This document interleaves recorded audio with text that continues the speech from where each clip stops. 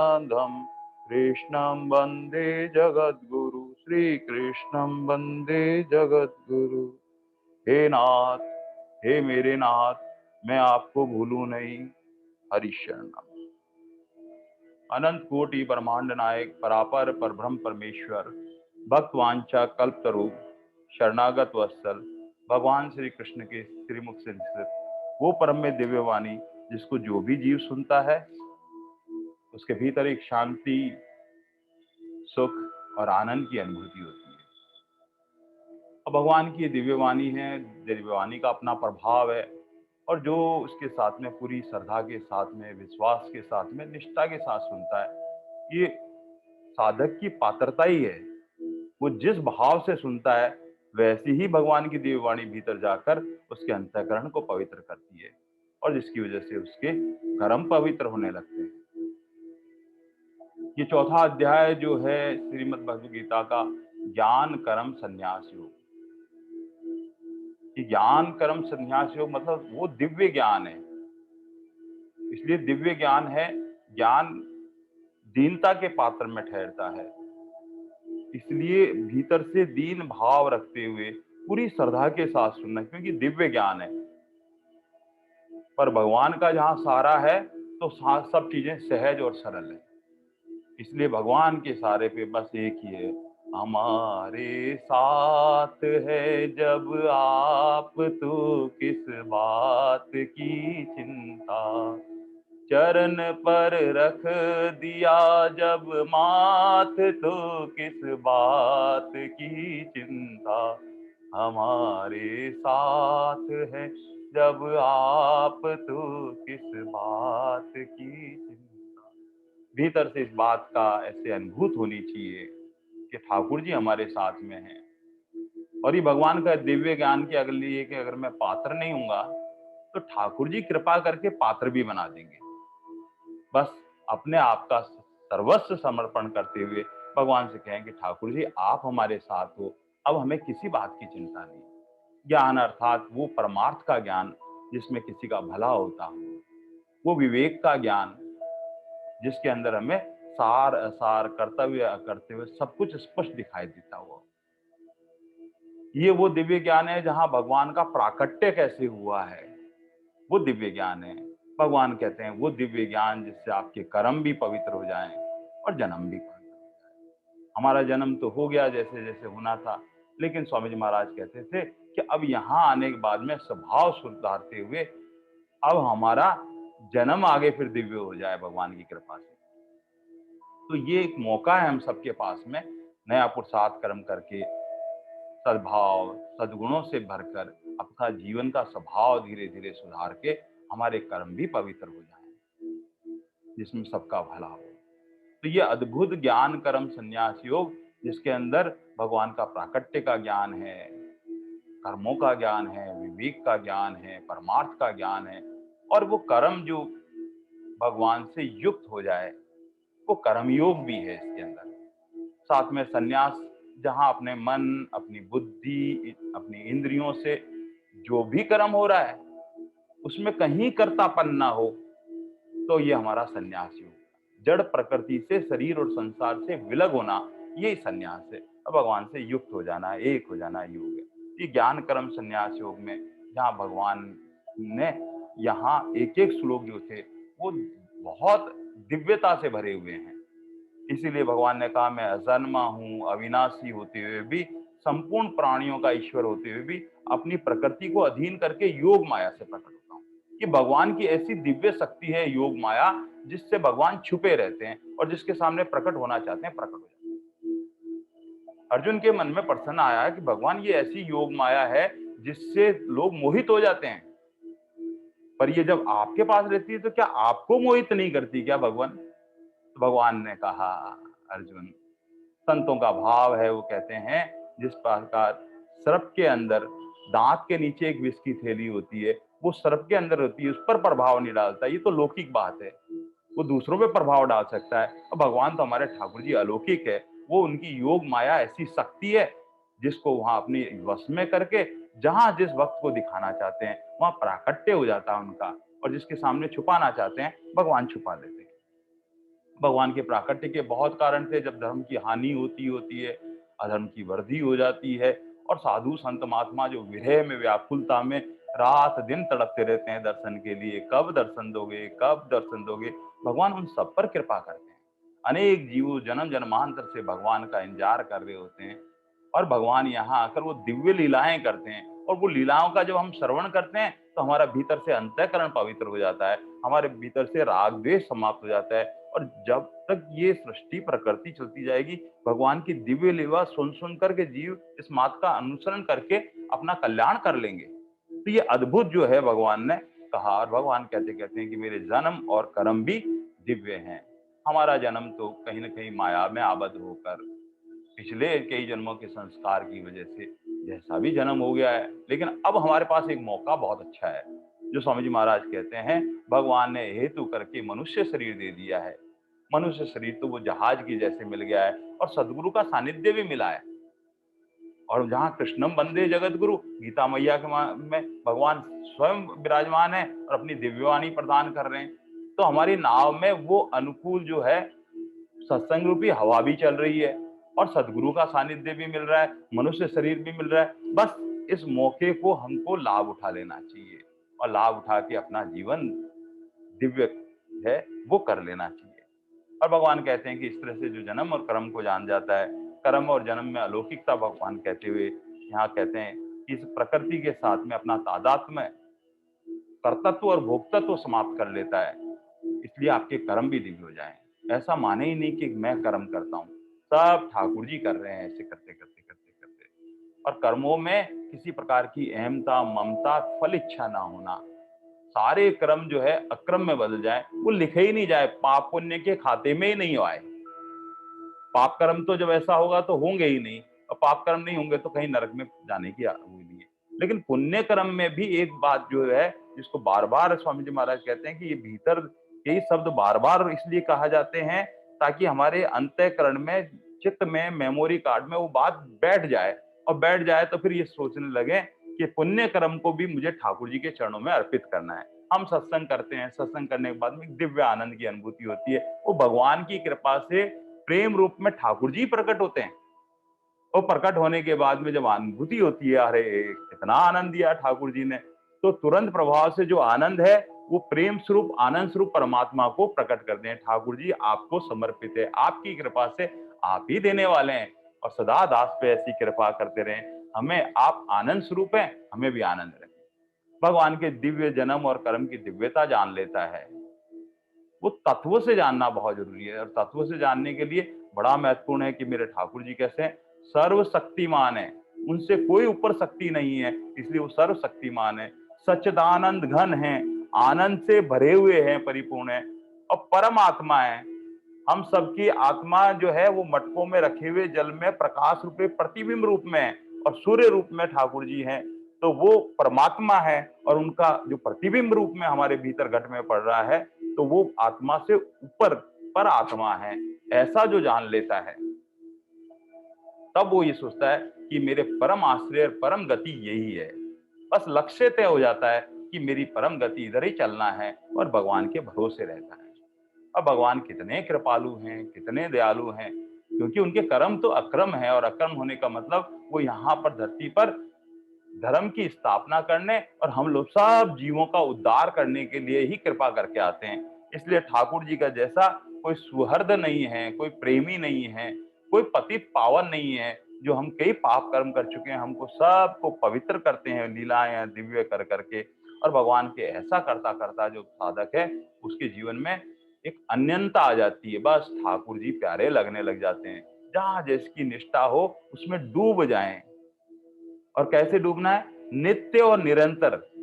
ऐसा नहीं कि आज डूबे कल नहीं डूबे। उस प्रेम रस में ठाकुर जी के चरणों में मन लगा के नित्य और निरंतर रुक जाए और संसार में आसक्ति रहित हो जाएं। संसार में चिपके नहीं। अगर चिपकने की कोई अच्छी जगह है तो ठाकुर जी के चरण है और वहां मन बुद्धि से चिपक जाएं। और ऐसा जो हो जाता है वो भगवान को तत्व से जान लेता है। और भगवान कहते हैं जो तत्व से जान लेता है फिर उसका फिर पुनर्जन्म नहीं होता है। भगवान ऐसी दिव्य दिव्य बातें कहते कहते पिछली बार जो है भगवान ने कहा कि जो मुझे जिस भाव से बसता है मैं भी उसको बहुत याद करता हूँ।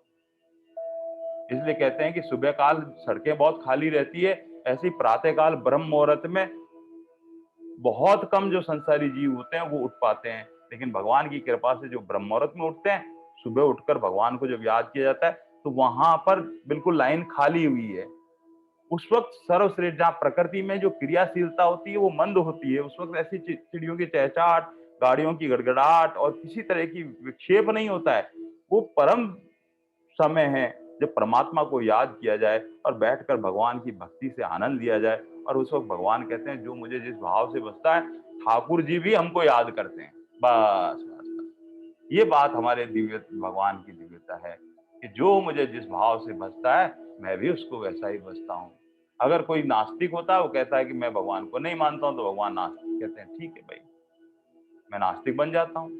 जो कहता है मूर्ति के अंदर भगवान को पत्थर दिखाई देता है, तो मैं पत्थर रूप से हो जाता हूँ। भगवान हमारे भाव को ही पुष्ट करते हैं। इसलिए सदगुरु संत महात्मा और भगवान के जब भी चरणों में जाएं, अपने हृदय का प्रेम भाव उड़ेल के ले जाएं, और वो दर्पण की जैसे होते हैं, पुनः वैसा ही भाव हमको प्राप्त होता है। बस ऐसे कहते कहते पिछली बार ये जो है, जिनके भगवान ने कहा कि धीरे धीरे उस पर हेतु कृपा होती है और उसके जीवन से राग, भय और क्रोध ये सब समाप्त हो जाते हैं, और वह सदा मुझ में ही तल्लीन रहता है। 24 घंटे, हे नाथ मैं आपको भूलूं नहीं, हे नाथ मैं आपको भूलूं नहीं। भगवान भी उस भाव को पुष्ट करते हैं, वो भगवान भी हमको नहीं भूलते हैं फिर। और ऐसा करते करते भगवान की कृपा से विवेक जागृत हो जाता है, और विवेक की अग्नि हमारे भीतर ज्ञानाग्नि को तपा देती है, और वो ज्ञानाग्नि हमें भीतर से पवित्र कर देती है। वो ज्ञानाग्नि केवल क्रोध से बुझती है। इसलिए किसी भी स्थिति में हमारे भीतर परमात्मा के प्रति प्रेम हो जाए, ताकि वो ज्ञानाग्नि से पवित्र हुए, भगवान कहते हैं वो फिर मुझे ही प्राप्त होते हैं। ऐसे करके भगवान ने फिर 12वें श्लोक तक पहुंच गए थे, और तो 11वां श्लोक पूरा हो गया था। अब 12वें श्लोक में भगवान, बड़ा महत्वपूर्ण श्लोक है, और बहुत लोगों की, जो साधकों की शंकाएं भी होती है इस संदर्भ में, और भगवान इसको इतना ही सहज और सरल करके बताते हैं, और हम सबके लिए भी इस बात को धारण करने योग्य है। भगवान यहाँ कहते हैं, कांक्षाति कर्माणि सिद्धम यजन्ते ये देवता क्षिप्रम ही मनुष्य लोके सिद्धि भवति कर्मजा। भगवान कहते हैं, इस मनुष्य लोक में कर्मों का फल चाहने वाले, जो भी हम कर्म करते हैं, हम चाहते हैं उसका परिणाम हमें मिल जाए, उनकी बात कर रहे हैं। वे लोग देवताओं का पूजन करते हैं, क्योंकि उनको कर्मों से उत्पन्न वाली सिद्धि शीघ्र मिल जाती है। बस यहाँ पर एक उच्च कोटि का भाव है स्वामी जी महाराज का। वो भगवान, संसार में हम जितने भी कर्म करते हैं, जैसे खेत में अगर गेहूं का बीज डालते हैं, तो हमें मालूम है ये गेहूं का बीज कर्म करने से गेहूं का पौधा उगता है, उसमें जल डाला जाता है, वो अंकुरित होता है, वो पुष्पित होता है, और एक दिन वो फल भी देता है। तो गेहूं के खेत में जैसे कर्म करने से हमें गेहूं प्राप्त होता है, बस ऐसे ही दर्पण में हम जब देखते हैं तो हमारा प्रतिबिंब दिखाई देता है। तो जो हम कर्म करते हैं वैसा ही हमको ऐसा अनुभव होने लगता है। या किसी दूर स्थान, कहीं सुदूर पहाड़ियों में चले जाएं, और वहां जोर से आवाज देकर हम पुकारते हैं, जय श्री राम, तो वहां से प्रतिध्वनि जय श्री राम, जय श्री राम, जय श्री राम, जय श्री राम, जय श्री राम ऐसे करके लौट के आती है। तो हम ये देखते हैं कि जो हम कर्म करते हैं वैसा ही हमको फल प्राप्त हो जाता है। और संसार की वस्तुओं में ऐसा ही होता है कि हम ऐसा मान चुके हैं, धीरे धीरे धीरे धीरे ये हमारे अंतःकरण में बात बैठ जाती है कि कर्म किए बिना कोई वस्तु हमें मिल नहीं सकती। और संसार में ऐसा ही होता है, जो जो हम कर्म करते हैं तब हमें उसकी फल की प्राप्ति होती है। लेकिन परमात्मा कोई वस्तु नहीं है, वो तो अलौकिक है, दिव्य है, चिन्मय है, चेतन है, प्रकाश में है, आनंद स्वरूप है परमात्मा। और संसारिक वस्तु की प्राप्ति जैसे होती है, बस वही नियम हम परमात्मा के लिए लगा देते हैं। वहां लगता है हमें कि साधन से परमात्मा मिल सकते हैं। तो फिर हम क्या करते हैं, तप करते हैं, ध्यान करते हैं, समाधि करते हैं, और उन साधनों से परमात्मा को प्राप्त करना का प्रयास करते हैं। लेकिन संतों के श्रीमुख से सुना हुआ है कि ठाकुर जी तो कृपा साध्य है, साधन साध्य नहीं है। तो फिर साधक के मन में आता है, फिर साधन नहीं करने चाहिए क्या? ठाकुर जी कहते हैं, नहीं भाई, साधन तो करने ही चाहिए, लेकिन साधन के बलबूते पर मुझे प्राप्त कर लोगे, ये संभव नहीं है। इसलिए साधन तो नित्य निरंतर करते रहें, करते करते करते अंतर्यामी परमात्मा जो हमारे भीतर बैठे हुए हैं, वो सारे हमारे कर्मों को नोट कर रहे हैं और भगवान के भीतर से हेतु कृपा करते हैं। कभी कभी जब हम सेवा करते हैं, हरि नाम स्मरण करते हैं, दूसरों का भलाई करते हैं, वो परमार्थ का काम करते हैं, वो दिव्य ज्ञान जो है, ज्ञान हमारे भीतर से विवेक रूप में प्रकट होता है, तब वो भगवान किसी न जाने कौन सी बात पर राजी हो जाते हैं और फिर हेतु कृपा करते हैं। और हेतु कृपा का फल ये होता है कि हमारा साधन और तेजी से होने लगता है, और तेजी से होने से फिर भगवान कृपा साध्य करके वो हमें प्राप्त होते हैं। हम ऐसा लगता है अरे मैंने साधन किया, फिर मेरा साधन बहुत बढ़ गया जिससे मिले, अरे नहीं नहीं, हम भूल कर जाते हैं कहीं ना कहीं, हमारे साधन से नहीं, वो भगवान की हेतु कृपा से मिले हैं कहीं ना कहीं। ऐसा अनुभूति में जो आनंद स्वरूप परमात्मा आता है, तो वो भगवान अपनी कृपा करके हमको मिलाते हैं। तो ऐसे ही स्वामी जी महाराज कहते हैं, संसारिक जो वस्तुएं हैं वो कर्म जन्य हैं, वहां कर्म और पुरुषार्थ करना ही पड़ेगा, लेकिन भगवत प्राप्ति में ये नियम लागू नहीं होता है। भगवत प्राप्ति में स्वामी जी महाराज मूल बात कहते हैं, साधक की भीतर की उत्कृष्टता होती है, जिज्ञासा होती है, लालसा होती है, पिपसा होती है। जैसे अर्जुन है वो अर्जन करना चाहता है, तो ऐसे ही गीता जी का जहां कोई साधक होता है, वो भीतर उसका भाव ही कल्याण कराता है। स्वामी जी महाराज कहते हैं, अगर हम सहज में वैसे ही सुनते हैं तो हमारे पास वैसे ही उसका फल प्राप्त होता है, लेकिन हम रिक्त चित्त और दत्त चित्त से सुनते हैं, खाली होकर, बिल्कुल खाली होकर, भगवान की दिव्य वाणी पे विश्वास करते हुए, स्वामी जी महाराज की व्याख्या पर पूर्ण श्रद्धा रखते हुए, भीतर वो ज्ञान जब धीरे धीरे धीरे धीरे उतरने लगता है, तब हमारा क्या होता है, नाशवान पदार्थों से हमारी आसक्ति मिटने लगती है, वहां से हम जो चिपके हुए होते हैं वहां से विलग होने लगते हैं। वहां कहीं हमारे शरीर और शरीर से लोगों से जो ममता होती है, वो ममता धीरे धीरे कम होने लगती है। और मन में एक और बात होती है, कामना जो अप्राप्त को प्राप्त करने की इच्छा होती है, वो भी नष्ट होने लगती है। और ठाकुर जी कहते हैं कि संसार में तो क्या होता है, जो संसार में रचा फंसा, जो माया में आबद्ध रहता है, वो बस इन तीन में फंसा रहता है। वो आसक्ति में रहता है, वो शरीर संसार से चिपका रहता है कहीं ना कहीं। ऐसे वो ममता में परिवार तक ही सीमित रहता है, बस मैं और मेरा परिवार, यहां तक सीमित रहता है। और उसकी अनेक कामनाएं होती है, और अनेक कामनाओं की पूर्ति किससे कराना चाहता है, वो देवी देवताओं से कराना चाहता है। इसलिए भगवान कहते हैं, वो अल्प बुद्धि वाले मनुष्य भगवान की महत्ता को नहीं जानते हैं, वे अज्ञानवश देवी देवताओं की उपासना करते हैं और अपनी कामनाओं की डोरी जो बांध के आते हैं, कहीं पेड़ के बांधते हैं, भगवान मेरे ये कर देना, कहीं भगवान मेरे ये कर देना।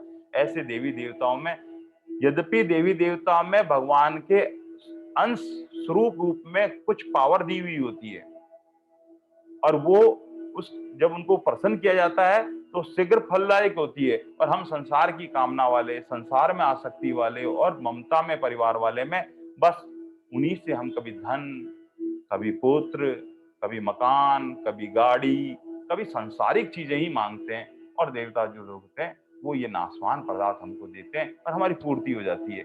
इसलिए हम अनेक देवी देवताओं को मानते हैं। इसलिए स्वामी जी महाराज कहते हैं कि जो परमात्मा है वो तो पिता तुल्य हैं, और देवी देवता दुकानदार जैसे हैं। एक उसमें और भाव है स्वामी महाराज का, यद्यपि वो सबके उनके स्वरूप जैसे हैं। अब हम क्या करें, हमारे सारी देवी देवताओं की जो उपासना हम करते हैं, वो नारायण का ही अंश समझें, वो उन्हीं का ही स्वरूप समझें ऐसा, और उसी भाव से अंतर में हम नारायण की पूजा कर रहे हैं। वहां भीतर से हमारी आसक्ति, ममता और कामना नहीं हो, तो ऐसी स्थिति में साक्षात भगवान का ही पूजन होता है। लेकिन हम अपन आसक्ति और ममता और कामना में फंस जाते हैं और उनको परमात्मा से विलग मानते हैं, अलग मानते हैं। ये परमात्मा अलग है, भगवान अलग है, और ये देवी देवता है, ये मेरी पूर्ति करते हैं, इसलिए मैं इनको मानता हूँ। ये अलग मानने की वजह से अनेक कामनाएं मुख्य कारण है भीतर, इसलिए अपन बहुत देवी देवताओं को पूजने लगते हैं। ये बिल्कुल ऐसा ही है कि जिस तरह से भारत सरकार में ने बहुत सारे टैक्सेस जो लगा रखे हैं, पेट्रोल पे, सामान पे, जीएसटी वगैरह ये लगा रखे हैं, वो पूरे भारतवर्ष में वो जो टैक्स लगे हुए हैं उसका कुछ हिस्सा राज्य सरकार को प्राप्त होता है, और कुछ हिस्सा स्वतः ही हम जब सामान खरीदते हैं तो भारत सरकार के पास चला जाता है।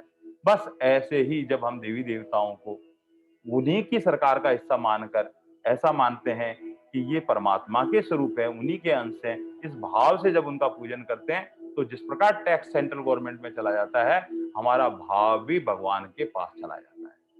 इसलिए सब कहते हैं कि ईश्वर एक है, परमात्मा एक है, तो भगवान तो एक ही है। बस ज्ञानी जन इस सत्य को जानते हैं अच्छी तरह से, और इसलिए वो अलग-अलग नाम से पुकारते हैं। जैसे हिंदू हैं, कहीं पे जाएगा तो सरोवर के पास जाने के बाद में वो जो जल देखता है, ये कहता है ये जल है। ऐसे मुस्लिम है तो वो सरोवर के पास जाने के बाद में पानी कहता है उसको। ईसाई है वो उसको वाटर कहता है। ऐसे ही कुआँ तो एक ही है, पर पानी के अलग-अलग नाम हैं। बस ऐसे ही ईश्वर एक है, परमात्मा एक है, भगवान एक ही है। अलग-अलग धर्म वाले उनको अलग-अलग नाम से पुकारते हैं। इसीलिए कहते हैं सबके घट-घट में रमने वाला है, वो राम है। जो सबके मन को आकर्षण करने वाला है, वो कृष्ण है। जो ये चरम चक्षुओं से नहीं दिखाई देता है, वो अल्लाह है, जिसको लिखा नहीं जा सकता है। तो वो अलग-अलग भावों से एक ही भाव को पुष्ट करते हैं। इसलिए ये सारा विश्व जब वासुदेव सबके लिए समान है, तो फिर मनुष्य अनेक देवी देवताओं के पीछे पड़कर अपना शक्ति और समय का दुरुपयोग क्यों करता है? बस अर्जुन के मन में ये भाव था। जब ठाकुर जी सब कुछ पूर्ति कर सकते हैं, जिस प्रकार दुकानदार के पास जाने पर कोई वस्तु हम पूछते हैं कि हमें ये वाली मेडिसिन चाहिए, उन्होंने कहा कि ये वाली मेडिसिन तो अभी उपलब्ध नहीं है, चलो मैं नोट करवा दो, मैं वहाँ फैक्ट्री में मालूम करता हूँ। और फैक्ट्री से मालूम करने के बाद में हम 5-7 दिन बाद जाके फिर पूछते हैं, आ गई क्या दवाई? अरे बोले फैक्ट्री ने तो दवाई बनाना ही बंद कर दिया, तो वो हमें दवाई मिलती नहीं है। तो दुकानदार किसी भी स्थिति में वो दवाई तभी दे सकता है जब वो फैक्ट्री से उपलब्ध होती है। बस ऐसे ही वो जो पावर है, सारी सत्ता और महत्ता, वो ठाकुर जी की प्रदान की हुई होती है और वो देवी देवताओं के पास में होती है। लेकिन हम अनेक कामनाओं से अनेक देवी देवताओं को पूछकर उनकी सीमा तक हमें फल प्राप्त हो जाता है। भगवान इसी बात को कहते हैं कि क्यों पूछते हैं अर्जुन बहुत सारे देवी देवताओं को? तब भगवान कहते हैं अर्जुन, दो प्रकार के जो जो है भक्त होते हैं। एक सकाम भक्त होते हैं और एक निष्काम भक्त होते हैं। ये सकाम भक्त होते हैं, वो आर्त या अथार्थी कहलाते हैं। जब उनके पास संकट पड़ता है तब वो भाग कर जाते हैं और अनेक देवी देवताओं के पास जाकर प्रार्थना करते हैं। या अथार्थी धन के लिए कहीं न कहीं उसको संकट आता है, तब वो देवी देवताओं के पास जाकर प्रार्थना करता है कि मुझे धन प्राप्ति हो जाए। तो कहीं न कहीं उसके भीतर इस प्रकार की कामना होती है, वो अथार्थी कहलाता है। और वो चाहे पुत्र की कामना हो, धन की कामना हो, चाहे गाड़ी की कामना हो, चाहे यश प्राप्त करने की कामना हो, चाहे कहीं मुकदमा है तो वहाँ जीतने की कामना हो। इसलिए कामना वहाँ पर वो देवी देवता अपनी शक्ति के अनुसार उसकी शीघ्र पूर्ति कर देते हैं और शीघ्र पूर्ति करने से वो अनेक प्रकार की मनोती मानता रहता है और वहां जाकर मनोती मानकर अपनी कामना की सिद्धि करता है। और ज्यादातर लोग यही मानते हैं कि ऐसा कर्म करने पर ऐसा फल प्राप्त हो जाता है। इस वजह से वो रात दिन उन देवी देवताओं को पूछता रहता है। भगवान कहते हैं वो अल्प बुद्धि वाले, कम धीरज वाले होते हैं। और कम धीरज है, वो ज्ञान जैसा साधन प्राप्त नहीं कर सकते हैं। उनके बात ये भीतर बैठती नहीं है आसक्ति, ममता और कामना की वजह से कि वो परम पिता परमेश्वर सब कुछ दे सकता है। वो सर्वशक्तिमान है, सच्चिदानंद घन है, वो परम आत्मा है जो आनंद से भरे हुए हैं, जो जो प्राणी मात्र के भक्त वांछा कल्प तरु है। जैसे कल्प के पेड़ के नीचे बैठकर जो मांगा जाए वही प्राप्त हो सकता है, वो अपने आप को भी दे सकते हैं। तो बस ऐसे ही जो कामना वाला होता है वो देवी देवताओं के पास जाता है और उसका परिणाम बहुत जल्दी मिल जाता है, इसलिए उसका विश्वास बन जाता है। देवता प्रसन्न होकर उस पर कृपा करते हैं। वो नहीं देखते हैं कि ये क्या मांग रहा है। वो नासवान संसार मांग रहा है तो नासवान संसार को ही दे देते हैं। लेकिन एक दूसरा जो भक्त होता है वो निष्काम भक्त होता है, वो ज्ञानी भक्त होता है, वो भगवान का प्रेमी भक्त होता है। और भगवान का प्रेमी भक्त होता है वो निष्काम होने की वजह से उसके भीतर कोई कामना ही नहीं होती है। और कामना का न वो कभी फल चाहता है, वो तो कहता है ठाकुर जी आपकी प्रसन्नता के लिए कर रहा हूं। ये आपकी, आपने जो मन और बुद्धि और जो प्राण जो कुछ दिया है, ये मैं सर्वस्व आपके चरणों में अर्पित करता हूँ, आप राजी रहें। ऐसे जो प्रेमी भक्त होता है, भगवान कहते हैं प्रेमी और ज्ञानी भक्त तो मेरे ही स्वरूप में मिला हुआ रहता है, उसमें और मुझमें कोई फर्क ही नहीं रहता, एक स्वरूप हो जाते हैं। इस तरह से जो ज्ञानी होता है वो किसी भी काम को करते करते अहम कर्तृत्व भाव से रहित हो जाता है। वो कहता है मैं करता हूं ही नहीं, करने वाले हमारे ठाकुर जी हैं, ऐसा मानता है। यह ज्ञानी होता है, वो कहता है प्रकृति के 3 गुण हैं, गुण ही गुणों को बरतते रहते हैं, मैं नहीं करने वाला हूं। इस तरह से उसका भाव बन जाता है ज्ञानी का। और जो भक्त होता है वो कर्म का फल भी नहीं चाहता है, न कर्तापन होता है, वो तो कैसे न कैसे सारे कर्म को ठाकुर जी के चरणों में अर्पित कर देता है। मूल बात है कि अगर ऐसा अर्पित करता है, उसको ठाकुर जी ही मिल जाते हैं। लेकिन जो सकाम वक्त होता है, उसको नाशवान वस्तु मिलती है, वो क्षणिक होती है, कुछ समय बाद उसका नाश हो जाता है और वो कर्म के बंधन में पड़ जाता है। कर्म के बंधन के कारण वो बार बार जन्मता और मरता रहता है। तो इस तरह से सकाम कर्मों से होने वाली सिद्धि परिणाम में बंधककारी है, क्योंकि बार बार जन्म देने वाली है। बस स्वामी जी महाराज इसीलिए एक सुंदर बहुत उदाहरण देते हैं, जिस प्रकार से ये जो एलोपैथी गोली होती है, उसका परिणाम क्या होता है, गोली लेते ही तुरंत प्रभाव से उसका असर होता है, वो ठीक तो कर देता है, लेकिन वो केमिकल्स भीतर जाके हमारे शरीर में और विकार कर देते हैं। जिस प्रकार एक रोगी जाके कहता है कि मेरे ये सांस जो है, मेरा ऑक्सीजन लेवल बहुत कम आ गया है और मेरा बहुत कमजोरी आ गई है, टेस्ट कराया तो पता लगा कि इसमें रोग हो गया है, तो वो तो चला जाता है हॉस्पिटल में और डॉक्टर साहब भी क्या करते हैं कि उसको स्टेरॉइड वगैरह जो ऐसी गोलियां होती है वो दे देते हैं। वो ठीक तो हो जाता है, लेकिन 1-2 महीने तक वो अपने आप को सही स्थिति में महसूस नहीं कर पाता है। वो अभी भी उसको ऐसा लगता है कि कुछ मेरे शरीर में कुछ अभी वैसी स्थिति नहीं बन रही है। कारण है कि वो एलोपैथिक जो गोली ली है, उसका असर तो तुरंत कर दिया उसने, तुरंत उसको ठीक करने की स्थिति में आ गया। लेकिन उसके बाद में पता लगा कुछ ऐसे पेशेंट हुए कि उनके ब्लैक फंगस वगैरह हो गई, ये हो गई। लेकिन आयुर्वेद जो है, वो थोड़ा-सा धीरे-धीरे, धीरे-धीरे करता है, लेकिन लाभदायक बहुत होती है। और कहते हैं कि वो लहसुन वगैरह लेने से वो ठीक हो गए। तो इस तरह से जो महंगा इलाज था, वो शीघ्र प्राप्त होता है। तो यहाँ पर केवल ये दृष्टांत की वजह से, केवल दृष्टांत इसलिए दिया जाता है कि हमारे भीतर ये बात बैठ जाए कि देवी देवताओं से जो सकाम कर्मों से मिलने वाले फल है, उसकी शीघ्र प्राप्ति होती है, लेकिन परिणाम में बंधककारी होती है, वो हमें जन्म जन्मांतर में घुमाती रहती है। इसलिए काम कर्मों से जो सिद्धि होती है, वो नाशवान होती है। वो ज्यादा से ज्यादा अगर आपको सब कुछ दे दें तो अपने लोग दे सकते हैं, और देवता लोग तो स्वर्ग में और स्वर्ग से वापस लौटने ही पड़ना पड़ता है। लेकिन निष्काम जो होने वाली है, उसका फल अविनाशी होता है, कभी विनाश नहीं होता है। इसलिए निष्काम कर्म, कर्म योग से, कर्म जन्म सिद्धि से वहां इच्छा और कामना सब मिट जाती है। जब हम कर्मयोग करते हैं, कोई कामना भीतर नहीं रहती है, तो फिर क्या होता है, धीरे धीरे हमारे भीतर से कामना समाप्त हो जाती है। कामना समाप्त होने से कोई आशा नहीं रहती है, कोई किसी प्रकार का लोभ नहीं रहता है, किसी प्रकार की तृष्णा नहीं रहती है, किसी प्रकार की हमारी स्पृहा नहीं रहती है। और ऐसा जो कुछ नहीं मांगता है, इसलिए कहते हैं जो कुछ मांगता है परमात्मा से, उसको कुछ ही मिलता है। और जो ठाकुर जी से कुछ नहीं मांगता है, उसको सब कुछ मिल जाता है, साक्षात ठाकुर जी मिल जाते हैं। तो बस इसी तरह से जो धैर्यवान होता है, वो ज्ञान मार्ग में जो होता है, वो निष्काम भाव से होता है।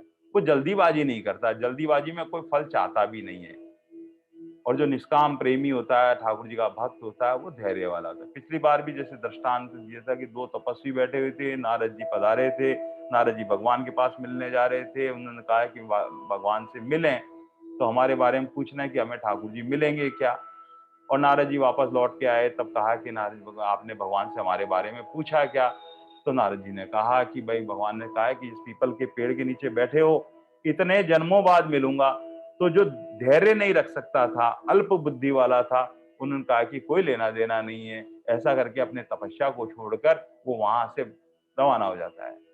लेकिन जो दूसरा जो है, वो धैर्यवान है, वो केवल इस बात को सुनकर भगवान मिलेंगे, वो तो नाचने लग गया, आनंद विभोर होकर, अरे भगवान मिलेंगे, भगवान मिलेंगे, मुझे मिलेंगे, मुझे मिलेंगे। और वो तो भगवान नाम स्मरण करने लग गया, और इतना आनंद में, हरे राम राम राम हरे हरे, हरे कृष्णा कृष्णा कृष्णा हरे हरे। और साधन में इतनी तेजी हो गई, और जो जन्म जन्मांतर बाद पीपल के पत्तों मिलने वाले थे, साधन की तेजी से वक्त ठाकुर जी उसी समय वहां प्रकट हो गए।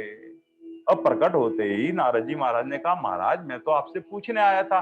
तब आपने कहा था कि इस पीपल के पत्ते जितने जन्मों के बाद में मैं इसको मिलने वाला हूं। जब आप अभी प्रकट होने वाले थे तो मुझे पहले कह देते, मेरी क्यों फजीती कराई। स्वामी जी महाराज ऐसा ही कहा करते थे कि नारद जी महाराज ने कहा कि मेरी क्यों फजीती कराई। तब भगवान ने कहा कि जिस प्रकार से ये साधन कर रहा था, उस साधन से तो मैं इस पीपल के पत्ते जितने वर्षों बाद ही मिलने वाला था। लेकिन जैसे इसने सुना कि मुझे भगवत प्राप्ति होने वाली है, ठाकुर जी मुझे मिलने वाले हैं, इसकी साधन की इतनी तीव्रता हो गई। और ठाकुर जी को कहीं से लाना थोड़ी है, ठाकुर जी तो सर्वव्यापक है, कण कण और जन जन में सब जगह व्यापक है।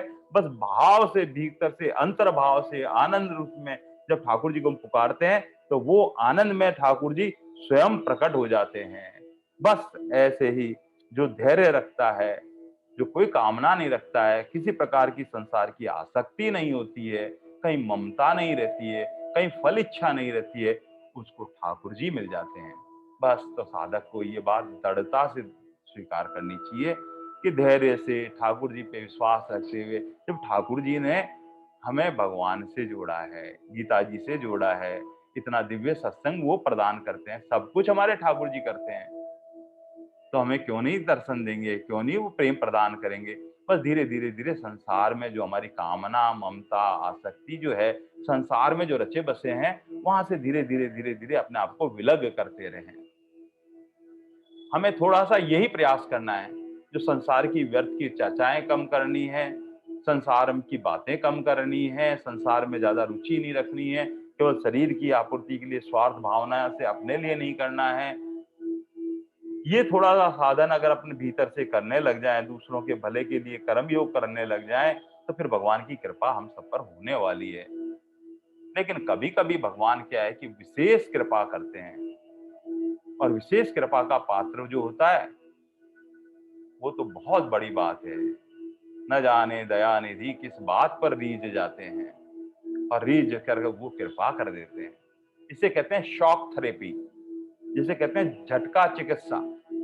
जैसे कोई पागल हो जाता है, कई बार तो पागल होने पे क्या होता है, उसको पागल खाना ले जाया जाता है, और पागल खाने ले जाने के बाद में वहां मैंने सुना है ऐसे कि वहां एक इस प्रकार का शॉक दिया जाता है, एक झटका दिया जाता है, ताकि वो वास्तविक स्थिति में लौट पाए। बस बस बस बस बस ऐसे ही ठाकुर जी क्या कहते हैं, किसी पर दया कृपा वश करके, जो संसार में रात दिन आबद होता है, जो संसार की चर्चा करता रहता है, जो जिसको संसार ही प्रिय लगता रहता है, उस पर कई बार बहुत बड़ी विशेष कृपा होती है। और विशेष कृपा होने से उसके वहां पर ऐसा शॉक थेरेपी देते हैं, जो संसार में आबद है, जो धन में आबद है, जो परिवार में ममता में आबद है, और जो इसी माया में आबद है, उसके जीवन में ऐसी एक घटना घटती है, और वो शॉक्स की वजह से वो मूल स्वरूप में लौट आता है, जहां परमात्मा का स्वस्वरूप होता है। संत महात्मा सुनाते हैं कि महात्मा बुद्ध के पास में जो है गौतमी आई, और गौतमी का एकमात्र जो पुत्र था उस पर कृपा हुई। देखो कैसे वो गौतमी का एकमात्र पुत्र था, और वो काल कलवित हो गया, उसने शरीर छोड़ दिया, और गौतमी रोने लगी, चारों तरफ से लिपट लिपट के रोने लगी उसके पुत्र के लिए। सब गांव वालों ने कहा कि यहाँ पास में ही जो है वो महात्मा बुद्ध हैं, बहुत चमत्कारी हैं, तुम अपने बच्चे को लेकर उनके पास जाओ, और वो इतने चमत्कारी हैं, वो कुछ भी कर सकते हैं। बस गोमती अपने पुत्र को जो है सब उठाकर उनको लेके महात्मा बुद्ध के पास चली गई, और महात्मा बुद्ध ने कहा, वो करुणा से भरे हुए थे। करुणा होती है दूसरों के दुख से दुखी हो जाना, और दूसरों के सुख से सुखी हो जाना, वो करुणा कहलाती है। और संतों में सब में करुणा होती है। ऐसे महात्मा बुद्ध में करुणा भरी हुई थी, और उसने सांत्वना देते हुए गौतमी से कहा, मैं तुम्हारे पुत्र को जीवन दान दे सकता हूँ। बस ऐसा सुनते ही वो तो एकदम चरणों में पड़कर आनंदित हो गई कि कैसे भी करो मेरे पुत्र के प्राणदान दे दो। हाँ, तब महात्मा बुद्ध ने कहा कि तुम्हें एक काम करना पड़ेगा, किसी घर से जाकर 3 सरसों के दाने लेके आने होंगे और 3 सरसों के दाने लेके आना, लेकिन शर्त ये एक है, उस घर में वहां किसी की मृत्यु नहीं होनी चाहिए। वो लेने गई, पूरे गांव में घूम के आ गई, सरसों के दाने लेती है, लेकिन पूछती है कि यहाँ आपके परिवार में किसी मृत्यु नहीं? बोले मृत्यु तो हुई है।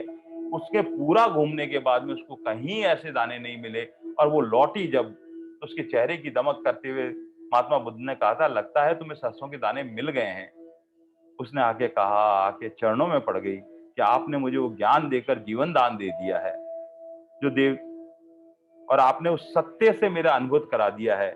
आपने वो कृपा कर दी है, मेरे नेत्र खोल दिए हैं, मुझे समझा दिया है कि मृत्यु सबकी नियति है, और मुझे ये स्वीकार कर लिया है। स्वीकार करने के बाद में उस दिव्य ज्ञान प्राप्त हो गया, और ज्ञान प्राप्त शरीर और संसार से उसकी आबद्धता छूट गई है। ऐसे कृपा करके कोई संत महात्मा जो है ऐसी शॉक थेरेपी भी देते हैं, झटका थेरेपी देते हैं।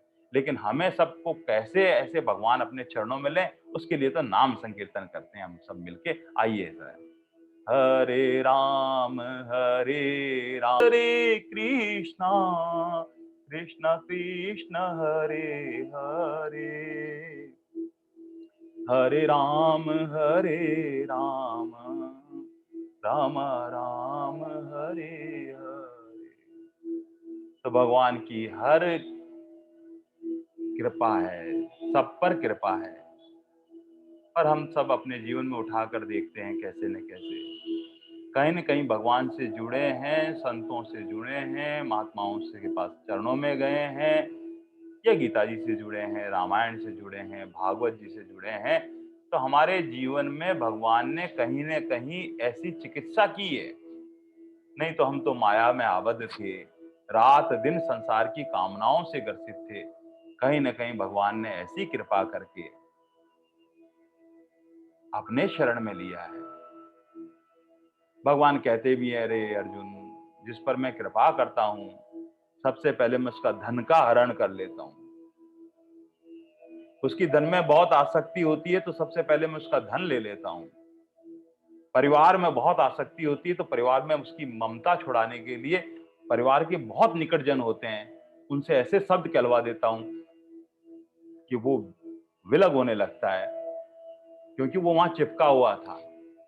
और अनेक कामना जो संसार में कर रखी है, मैं उसकी पूर्ति नहीं होने देता हूँ, और पूर्ति नहीं होने के बाद में भी वो दृढ़ता से टिका रहता है अर्जुन, फिर भी वो मुझको चाहता है। तब मैं उसके ऊपर छप्पड़ फाड़ कर कृपा करता हूँ। वो कहीं आसक्ति से संसार में, शरीर और संसार से नहीं चिपका रहता है। उसकी ममता सब में समता रूप में बैठ जाती है, और कामना भगवान की भावना में बदल जाती है, और बस फिर वो अपने सर्वस्व ठाकुर जी को मानकर बस उन्हीं में लगा रहता है। तब मैं उस पर बहुत विशेष कृपा करता हूँ। तो भगवान कहीं ना कहीं हमको इस तरह से जोड़ा है भगवान ने, तो ऐसी कोई ना कोई छोटी हमारे ऊपर भी भगवान ने शॉक थेरेपी करी है, जिसकी वजह से हम संसार में जो आबद्ध थे वो आ गए। ऐसे भगवान कहते कहते भगवान ने आगे जो है 13वें और 14वें श्लोक में भगवान आगे कहते हैं कि ये सृष्टि जो है, इस सृष्टि को मैंने, इसका जो बनाया जो है सृष्टि को, इस सृष्टि में विभिन्न प्रकार के चतुर्मया सृष्टि गुण कर्म विभाग, भगवान ने कहा ये जो चार चतुर्मयी मया सृष्टि गुण कर्म विभाग, तस्य कर्तापि विद्य कर्तव्यम। भगवान ने कहा कि 4 प्रकार की जो है ब्राह्मण क्षत्रिय वैश्य और शूद्र, ये 4 वर्ण मतलब 4 रंग, अलग अलग समूह जो है वो भगवान ने बनाए हैं। भगवान ने कहा कि गुण और कर्मों के विभाग, सबको गुण और कर्मों के विभाग से बनाया है। भगवान में कोई इस तरह से विषमता नहीं है, और रचा गया है इस सृष्टि को कर्ता होने पर भी अविनाशी परमात्मा को तू अकर्ता जान। भगवान सब कुछ कहते हैं कि मैं सब कुछ करता हूं, पर फिर भी अहम कर्तृत्व भाव से विलग रहता हूं। सब कुछ करने के बाद में भी मैं नहीं करता हूं। कोई भगवान का बहुत प्यारा साधक आकर भगवान के चरणों में जब भीतर से जान जाता है, तब भगवान कहता है, भगवान आप नहीं करते तो कौन करते हैं? तब भगवान कहते हैं ये जो मेरी प्रकृति है ना, माया, योग माया, ये सब कुछ लीला करती है, मैं तो अकर्ता ही रहता हूँ। बस इस तरह से भगवान कहते हैं 3 गुण जो सद्गुण, रजोगुण और तमोगुण और हमारे पूर्व जन्मित जो हमारे कर्म हैं, बस इन दोनों का जब संयोग होता है, उसी से हमें ये नया जन्म जो मिलता है, तो यहाँ पर ब्राह्मण, क्षत्रिय, वैश्य और शूद्र योनि में हमको जन्म मिलता है।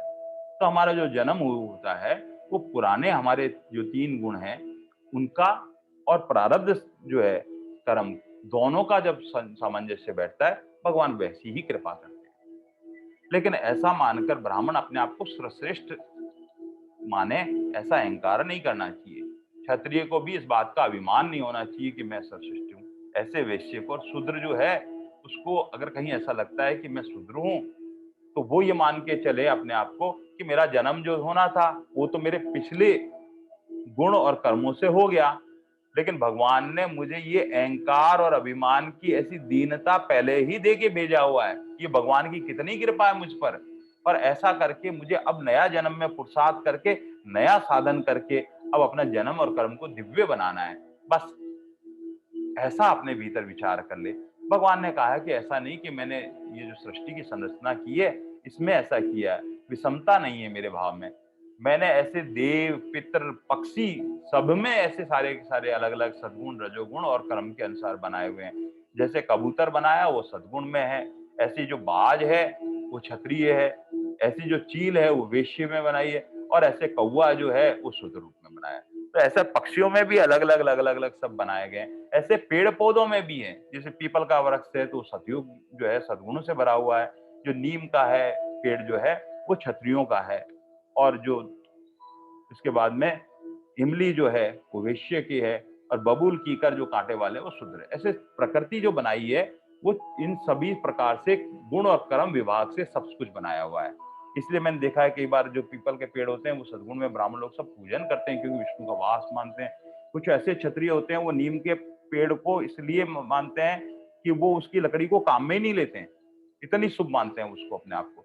तो भगवान ने सब इस तरह से गुण और कर्म विभाग से बनाए थे। भगवान कहते हैं कि मूल बात इसके अंदर है कि इसमें ये सब के सब भगवान का भाव है कि मेरा ही अंश है सब में और प्राणी मात्र का मैं स्वर्ग हूं, उनका भला देखता हूं। इसलिए सबको क्या करना चाहिए, अपने वर्ण आश्रम के अनुसार अपना कर्तव्य कर्म करना चाहिए। जो जिस कर्म में है, अपना जो उसको वर्ण आश्रम के अनुसार 18 अध्याय पढ़ेंगे तो उसके अंदर सबके अपने अपने वर्ण आश्रम के अनुसार उनके कर्तव्य कर्म है और ऐसा करके वो पूजन करे एक दूसरे का। हमारे शरीर में भी जो ऊपर मुखमंडल तक है ये ब्राह्मण का है, इसके बाद में भुजाएं हैं वो क्षत्रिय का है, ये पेट जो शूद्र है और पांव जो है ये शूद्र का है, पेट वैश्य का है। इन चारों के सामंजस्य से गति चलती है। परम श्रद्धेय राजेंद्र जी महाराज की कथा जयपुर में जो हुई थी, उन्होंने ऐसा ही भाव रखा था। उन्होंने कहा कि एक दूसरे को सहयोग करते हैं। अगर ब्राह्मण में किसी प्रकार का कोई अगर आक्रमण होता है तो हाथ आगे आकर उसको रोकते हैं। कोई लकड़ी मारने वाला है, कोई लठ मार रहा है तो हाथ रोक लेते हैं। ब्राह्मण की रक्षा इस तरह से क्षत्रिय करते हैं। इसलिए ब्राह्मण जो है वो राज जो क्षत्रिय है उनको ज्ञान और धर्म की शिक्षा देकर कैसे राज्य चलाना है उसका वो सारी विधि विधान से वो कार्य करवाते हैं। और वैश्य जो है वो खेती, गौपालन की समाज की सेवा यथाउचित लाभ करके समाज की सेवा करते हैं। और जो शूद्र हैं ये सेवा भाव से, अर्थात ये पाँव की अगर कोई भी हिस्सा इसमें से हट गया तो गति ही रुक सकती है। इसलिए सबकी एक दूसरे में आवश्यकता और पहले ऐसे ही वर्ण व्यवस्था से सब गाड़ी बहुत अच्छी चल रही थी और ऐसा ही भाव से सब निष्काम भाव से एक दूसरे के प्रति करें तो निश्चित रूप से भगवान की बात आत्मसात हो जाती है। इसलिए यहाँ संसार में जितने भी जो क्रिया होती है वो भगवान के द्वारा जो की हुई होती है वो लीला कहलाती है। भगवान जो कुछ करते हैं उसमें कहीं दोष दर्शन नहीं करना चाहिए क्योंकि वो अगर हमारे समझ में नहीं आ रही है तो जो भगवान का पक्का साधक है वो कहते हैं भगवान की लीला है भाई, इसमें कोई ना कोई इसमें बात और रहस्य छुपी हुई है। बाद में हमें पता किसी संत महात्मा के शरण में जाएंगे वो बताएंगे और वहां पता लगता है कि इसमें तो ये अलौकिकता है। बस ऐसे ही संसारिक लोगों द्वारा यहाँ पर कर्म होता है और जो मुक्त पुरुष होते हैं उनसे क्रिया होती है। तो भगवान द्वारा लीला होती है, संसार द्वारा कर्म होता है और जो ज्ञानी जन होते हैं वो कहते हैं प्रकृति अपने गुणों से कर रही है, वो उसमें क्रिया होती है। तो इस तरह से ये भगवान यहाँ पर कहते हैं कि ये मैंने गुण कर्म विभाग से सारी सृष्टि का ये बनाया है आगे भगवान कहते हैं कि भगवान के कर्मों में दिव्यता और उनके जानने का फल क्या होता है कि अगर भगवान के, तो भगवान कहते हैं न माम कर्माणि लिप्पन्ति न मे कर्म फले स्पृहा इति माम ते अभिजान्ति कर्माणि स न बन्धते। भगवान कहते हैं कर्मों के फल में मेरी कोई स्पृहा नहीं है, कोई इच्छा नहीं है, कोई लालसा नहीं है, और मुझे कर्म इसलिए नहीं करते हैं कि कोई कहीं मेरी उसमें कर्तापन भी है, और जो मुझे तत्व से जान लेता है वो कर्मों में फिर बंधता नहीं है। जैसे भगवान कर्म करते हैं वैसा ही हमारे जीवन में भी कर्म होने चाहिए। भगवान ने विश्व रचना आदि के अंदर कर्मों में फल में किंचित मात्र भी कहीं भी भगवान की आसक्ति नहीं थी, ममता नहीं थी और कामना नहीं थी। और जहां ममता, आसक्ति और कामना नहीं होती है वहां लिप्तता नहीं आती है। लिप्तता मतलब अंतःकरण पर जो आत्मा हमारे है उस आत्मा पे कोई लेप नहीं लगता है। जिस तरह से हम कोई मिठाई बनाते हैं, मिठाई बनने पे एक पेठा बनाते हैं, तो पेठे पे क्या करते हैं, पेठा बनाने के बाद में उस पर चाशनी अलग से डालते हैं, और चाशनी ऊपर से डालने से वो उस पर लिप्त हो जाती है, मिठास उसके ऊपर लग जाती है। लेकिन कोई हम और कोई शक्करपारा जैसी कोई चीज बनाते हैं या पुआ बनाते हैं तो क्या करते हैं, उस आटे में ही कुछ गुड़ वगैरह मिलाकर, घी मिलाकर उसको बना लेते हैं, वो भीतर ही ऐसी होती है। तो ऐसे ही जो लिप्तता नहीं होती है, ऊपर से अलग से नहीं होती है, अलग से कोई आसक्ति चिपकती नहीं है, कोई ममता नहीं होती है, कोई कामना नहीं होती है, तब भगवान कहते हैं कि वो बंधक कारक नहीं होते हैं। मूल बात ये गीता के साधक को नोट करने वाली बात है कि हमें भी किसी कर्म में कहीं आसक्ति, ममता और कामना नहीं रखेंगे, और फिर हम जो भी कर्म करें, फिर भगवान ने इतनी आजादी दे दी है कि बस फिर हमें कोई भी कर्म करते वक्त दो बातें और ध्यान रखनी है कि कहीं हमें राग और द्वेष नहीं करना है, तो हमारी आसक्ति नहीं होगी, कहीं हमारी ममता नहीं होगी, और कहीं हमारी कामना नहीं होगी, और अपने में कर्तापन का भाव नहीं होगा, तो हमारे से राग द्वेष भी नहीं होगा। अहम कर्तृत्व का भाव होने से राग द्वेष होता है, तो भगवान राग द्वेष से, इसलिए भगवान कहते हैं अर्जुन देख, मुझे देख, मैं सतत कर्म में रत रहता दिखता हूँ, एक क्षण के लिए भी ऐसा नहीं कि मैं शांति से बैठता हूँ। मैं लोगों के भले करने के लिए, लोक संग्रह करने के लिए कोई ना कोई कर्म करता रखता हूँ, लेकिन कहीं भी मैं आसक्ति नहीं रखता हूँ, कहीं ममता नहीं रखता हूँ, कहीं मेरे भीतर कोई कामना नहीं है। और मूल बात है, मैं कर्तापन मानते ही हमारे भीतर अहंकार आ जाता है कि मैं करता हूं। इसलिए भगवान कहते हैं मैं अहम कर्तव्य भाव नहीं रखता हूं, और एक अभिमान, दूसरों की तुलना में सर्वश्रेष्ठ नहीं मानता। दूसरों की तुलना करते हैं तब अपना आप में श्रेष्ठता दिखती है, तब हमें अभिमान होता है। तो ये अहंकार, अभिमान जो है, ये उस सर्प के वो दांत है विषैले, जिससे विष फैलता है। लेकिन वो दोनों दांत अगर निकल जाए, अहंकार और अभिमान, फिर उस सर्प के साथ में छोटे छोटे बच्चे भी खेलने लग जाते हैं। तो जिस व्यक्ति में ये अहंकार निकल जाता है और अभिमान निकल जाता है, वो तो इतना सरल हृदय हो जाता है, सबको प्यारा हो जाता है।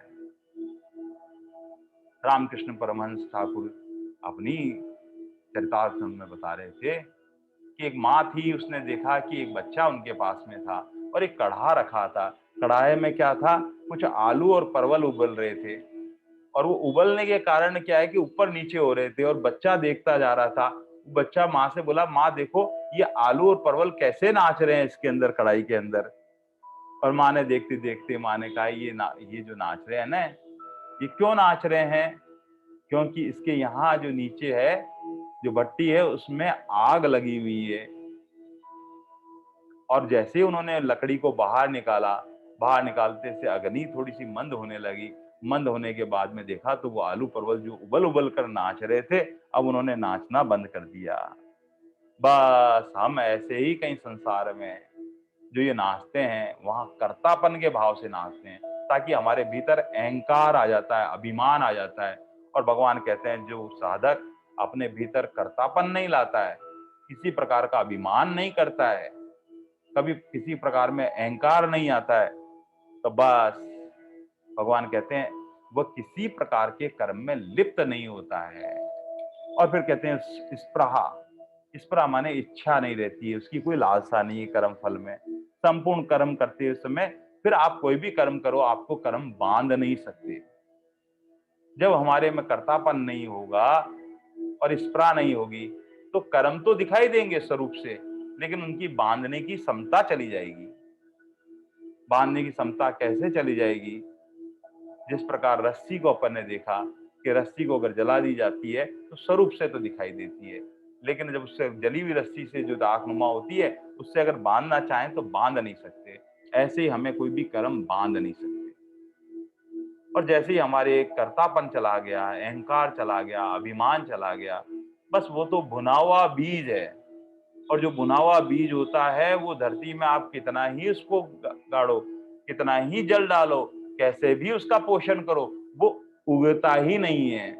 तो बस ऐसे ही हमारे भीतर जब ये कर्तापन चला जाएगा, स्पृहा चला जाएगी, तो अहंकार अभिमान रूपी ये दो दानव उगेंगे ही नहीं हमारे भीतर से। तो भगवान ने कहा है कि भगवान ने कहा, ये जितनी प्रकृति चारों तरफ नजर उठा के देखो, ये फूल खिले हुए हैं, सुगंधित हवा है, पवन है, फल है, सब कुछ है। भगवान ने कहा कि सब मैंने अपने लिए नहीं बनाए हैं, ये सब जो मेरे जो है जीव है, जो मेरे अंश है, उनके सेवार्थ के लिए करता हूं मैं।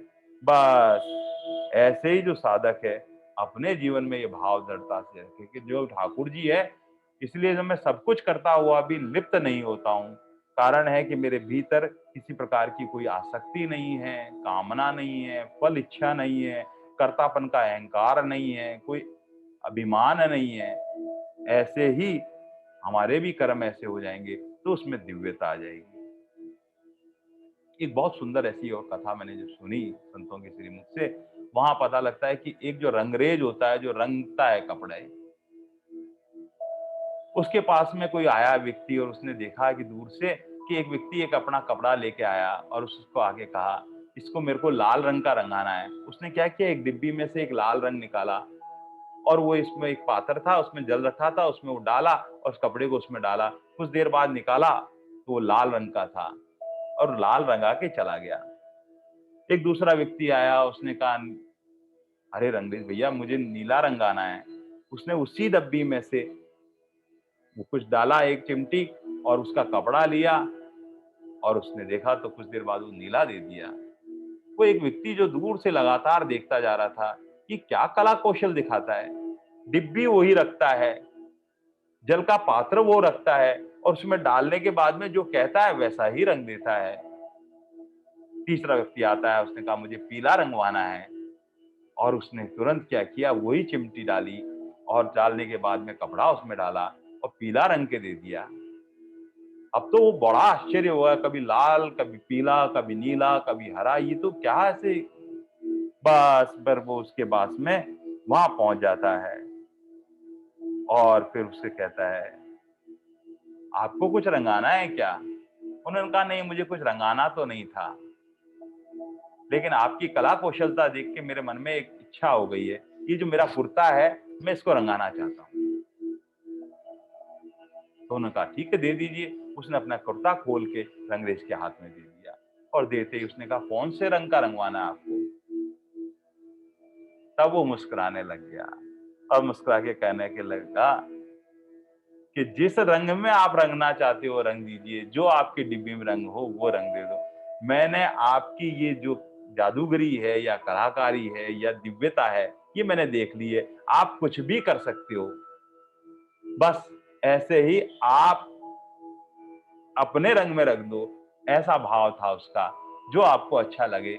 ऐसे ही जो ठाकुर जी का भक्त होता है, वो जान देते हैं ये भगवान जो है सर्व समर्थ है, ये कुछ भी कर सकते हैं, वो चाहे जैसा रंग में रंग सकते हैं। वो सर्वस्व अपनी जो कामना, ममता, आसक्ति को छोड़कर भगवान के चरणों में मन बुद्धि लगा के वो अपने आप का समर्पण भाव कहता है कि आप जैसा रखना चाहो, जैसा कराना चाहो, मैंने सर्वस्व आपको सौंप दिया है। बस यहाँ इति माम ये अभिजानती कर्मणा बंधते, ऐसा सर्वस्व जो अपना समर्पण कर देता है, उसको किसी प्रकार के कर्म बांध नहीं सकते।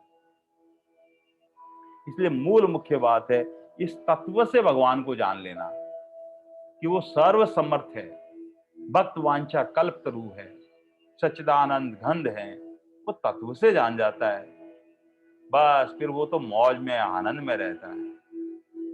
एक जगह क्या हुआ कि एक सांप आ गया, और सांप आने की वजह से क्या हुआ, लोग बाग इकट्ठे हो गए। इकट्ठे होके कोई बोले कि लाठी लेके आओ, कोई का अंधेरा था, कुछ ने कहा टॉर्च लेके आओ, और हल्ला सा मच गया था। और चारों तरफ से हल्ला मचने की वजह से शोर मच रहा था। लेकिन एक व्यक्ति बैठा बैठा मस्ती से मुस्कुरा रहा था, देख रहा था। उनके पास आके कहा, भाई तुम्हें यहाँ बैठे हो, यहाँ सांप घूम रहा है, यहाँ बैठे तुम मस्ती से। उसने कहा, मैं जानता हूँ यहाँ कोई सांप नहीं है, ये रस्सी है, बस तुम लोगों ने रस्सी को सांप समझ रखा है। तो ये जगत जो है स्वप्नवत है, और हमने इसको सही मान रखा है। जो इस तरह से जान लेता है, उमा कहूं मैं अनुभव अपना, सत हरि भजन जगत सब सपना, बस वो तो फिर मौज में रहता है, आनंद रहता है। फिर उसके द्वारा यहाँ जो भी कर्म होता है उसमें वो लिप्त नहीं होता है।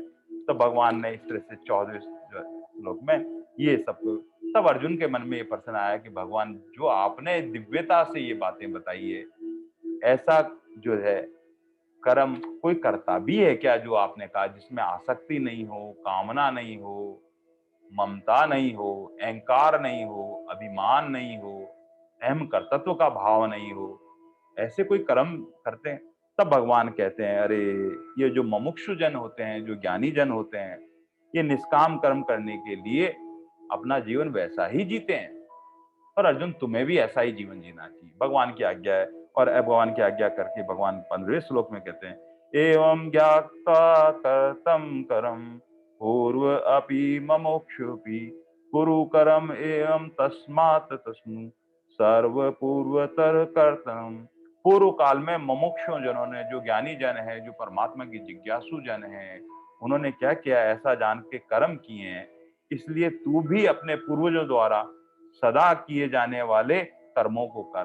बस जैसे उन्होंने किया है उनके मार्ग का अनुसरण कर, जैसे पथ उन्होंने कर दिया है। और कौन जैसे जो जागृत हैं, जिन्होंने अपने कर्तव्य कर्म किया है, जो कर्मयोग को जानते हैं, जो ऐसे संत महात्मा हैं जिन्होंने एक पगडंडी बना दी है, जिन्होंने अनुभव से एक अपनी वाणी में लिख दी है, बस जैसे उन्होंने अपना जीवन दिव्यता करके परमात्मा से एक में एक हो गए हैं। अर्जुन, तुम भी ऐसे साथ में चल चल के उसी पथ पे चलना है।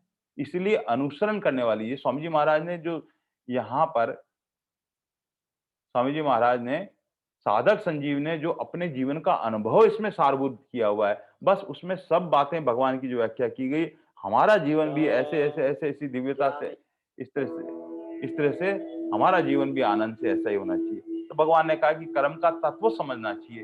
ये कर्म हमेशा संसार के लिए हो, और योग जो है अपने लिए हो, संसार के भले के लिए होना चाहिए, दूसरों के लिए होने चाहिए कर्म, ऐसा भीतर से भाव होना है। और मुमुक्षु जिन्होंने ऐसा ही माना है, इसलिए उन्होंने कोई कर्तव्य कर्म करते हुए कभी अभिमान नहीं हुआ, फल की इच्छा का उन्होंने त्याग कर दिया है। और ऐसे करके वो इस बंधन से मुक्त हो गए हैं, उनको कोई बांध नहीं सका है। इसलिए अर्जुन, तो युद्ध रूपी कर्म भी बस ऐसे ही जैसे मुमुक्षु जनों ने किया है, वो तुझे करना चाहिए। तब अर्जुन ने कहते हैं भगवान से, भगवान आप ये और सहज सरल बताइए, क्या कर्म है, क्या अक्रम है, क्या विक्रम है, ऐसा मैंने सुना है, आप कृपा करके क्या कर्म होते हैं? भगवान कहते हैं, कर्म क्या है, अक्रम क्या है, इस विषय में तो बड़े बड़े विद्वान भी मोहित हो जाते हैं। बहुत बुद्धि वाले लोग भी वो जान नहीं पाते हैं कि ये कौन सा कर्म था, किस कर्म का क्या फल था। इसमें भगवान जब कह रहे हैं, इसका मतलब बहुत सूक्ष्म और गहराई वाली बात है इसमें, क्योंकि इसमें बहुत गंभीरता ली हुई बात है। अब भगवान कहते हैं, मैं तुझे आज वह कर्म तत्व बताऊंगा जिससे संसार बंधन से तू मुक्त हो जाएगा। और भगवान स्वयं कृपा कर रहे हैं, और भगवान बताते हैं तो भगवान ऐसा ददामी बुद्धि योगा, हम उसको बुद्धि भी देते हैं समझने की, ताकि उसको सहजता से सरल रहे। और भगवान जब समझाते हैं, जिसको समझाना चाहते हैं उसको समझा भी देते हैं। भगवान कहते हैं कि साधारण जो मनुष्य होता है वो क्या करता है, शरीर और इंद्रियों से और क्रिया से जो भी काम करता है उसको ही कर्म समझता है। जैसे मेरे शरीर से काम हो रहा था उसको कर्म मान लेता है, इंद्रियों से होता है उसको भी कर्म मानता है, ऐसे जो भी क्रिया होती है उसको कर्म मान लेता है। और अगर ये शरीर बंद हो जाए हाथ पांव हिलना बंद हो जाए या कोई क्रिया नहीं करता हूं तो उसको मैं अक्रिया मान लेता हूं, अक्रम मान लेता हूं।